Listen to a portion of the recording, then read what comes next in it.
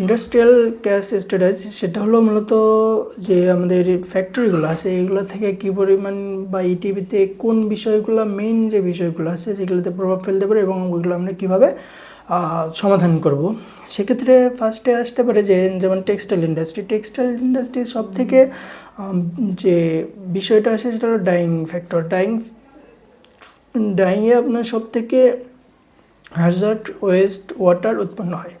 So এই পানিটা মূলত ইটিপিতে মেন যে জায়গায় প্রভাব ফেলে সেটা হলো সিওডি, বিওডি এবং কালার, এই তিনটার মাত্রা অনেক বেশি থাকে এই পানিতে।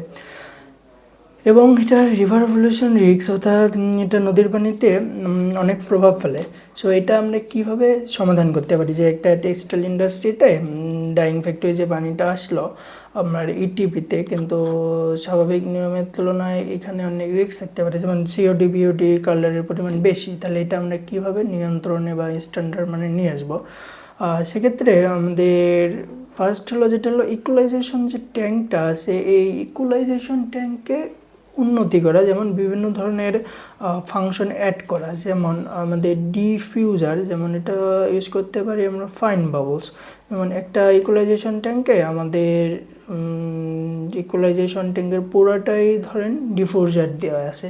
সেক্ষেত্রে যখন পানিটা ইনলেট থেকে ইকুয়ালাইজেশন ট্যাঙ্কে আসবে তখন ওই পানিটা একদম মিক্সড হয়ে যাবে, মিক্সড হয়ে একটা মাত্র ধর্মের পানিতে উৎপন্ন হবে। তখন কি হবে? তখন পানিটা ট্রিটমেন্ট করে একদম সোজা হয়ে যাবে।